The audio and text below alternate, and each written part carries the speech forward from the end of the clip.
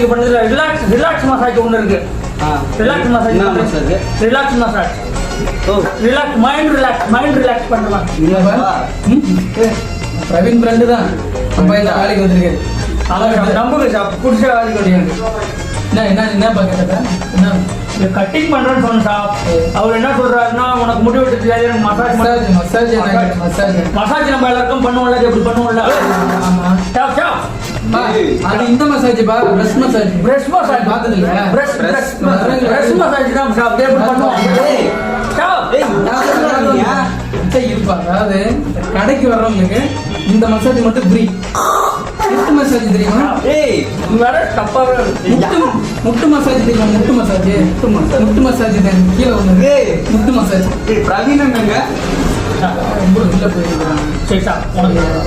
சரி அமைதியா இது மசாஜ் ஒழுங்கா பண்ணா